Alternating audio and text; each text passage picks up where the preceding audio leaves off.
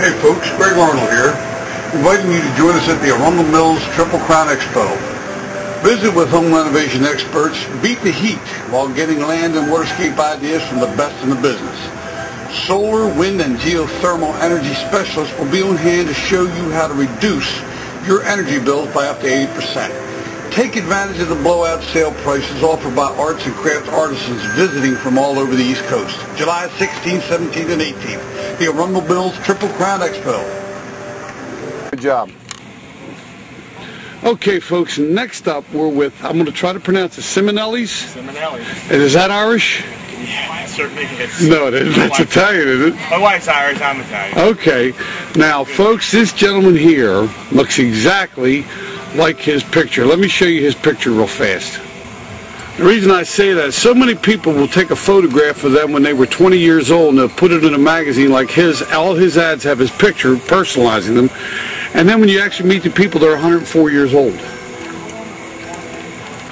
Now, your first name is Matt, right? Matt, yes. Now, Matt, you've been, according to that article over there, I see you all the time. What's that magazine? What's Up magazine you're in? Yes. I see you all the time in there because it comes to my house. You've been doing this since 1991. Yes.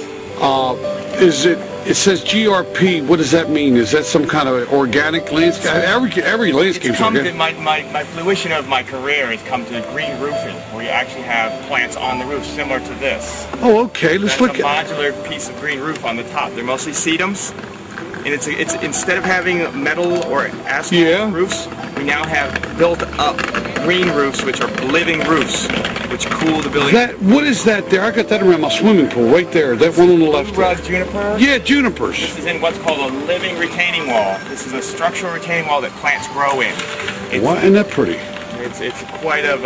Are they much maintenance? I got to ask you. I've had them around my pool for 14 years, and they're really not that bad. No, they like a lot of water. If you plant them properly on the proper spacing, you do yearly maintenance once a year. You keep the trees back. I was talking to a gentleman at the Timonium show, and what he was telling me was that they have a fabric that they put on the roof.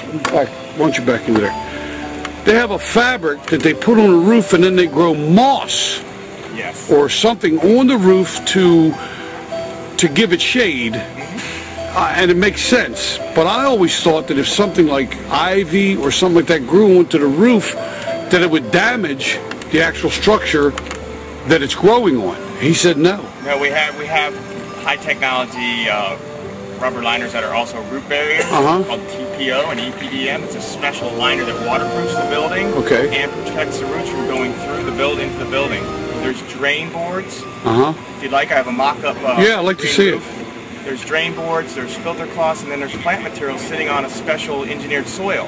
And it protects the building from the UV light, the noise pollution, all the things that sort of like when you see some old John Wayne movies, those houses over in Ireland and Scotland had those all over. You hit it exactly. It's not a new concept. No, it's been around for a long time. It's not a new concept. Just like rain barrels. My grandfather, in the early 1900s, had rain barrels on his house. I used to play in them. I see them in Severna Park. They have a real pretty designer rain barrels. I said to my wife, that's smart. I could capture that water and water our plants on. I have to hear about you screaming about the water bill. Yes, we clean this with rain barrel water. Well, I'm going to tell you rain barrel in my truck. The other thing I'm going to ask you. Hold on 1 second. Now I'm going to tell you this is a truth. This is a God's honest truth. I have a huge tree like the ones you see back there, folks. I have a huge tree on when you look at my house on the right-hand side on Truck House Road.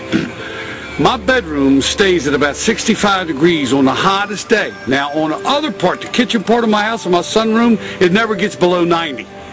Because I just planted trees all there, 2 maple trees to grow fast in order to, try to get the sun off of those areas. Right. But that stuff works. And think about it. When you're out in the sun like I am right now, when I get under that tree, under the shade, you've heard people say, you know what, it's 20 degrees cooler in the shade. Yeah. That's why these things sell so big. That's right. That's what it's come to for us, being plant people. Now we're at the forefront of building codes and building stormwater management, and just like you said, the tree really does something. It cools the area, it shades. Sure it does.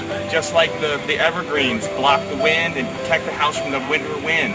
North evergreens, the south is shade. That's, you know, in a lot of farms, you'll see a lot of plantations in the south and even up here where one side of their driveway, those long driveways, had trees on one side, Leland cypresses, and that was to keep the snow. They knew that the snow came from that, the storm came from that particular area, and they kept it off those driveways. That's your history lesson for today, folks. I want to thank you. You're Matt, right? Matt or Mark? Ciminelli, yeah. Matt Ciminelli. Okay, Matt, thank you. Very much. This is the future, folks. What you're looking at right here. This will be on roofs. Impervious paver systems. Impervious pavers. They allow the water to penetrate. Listen, let me ask you something. A lot of people that have problems getting, here's another system here. This is pervious, meaning that the water can go through it. It's a grid system you can put for extra parking. Would you happen to know if that passes? In other words, I just ran into a situation building a lady a home on the water, and they had the impervious. This is impervious, that's impervious. Can they do something like these since they allow water through for a patio?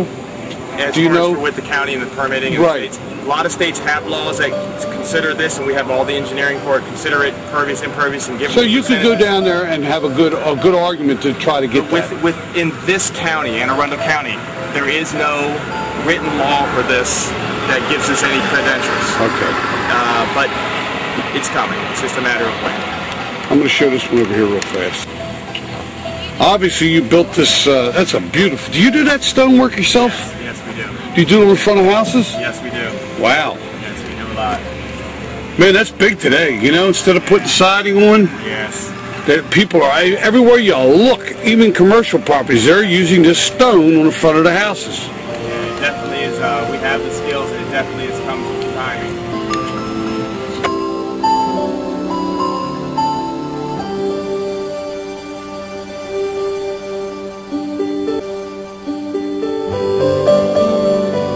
Hey folks, join us at the Triple Crown Arts and Craft Festival, July 16th, 17th, and 18th. Beat the heat and climate control to Arundel Mills, while enjoying huge savings that art and craft artisans from all over the East Coast are offering.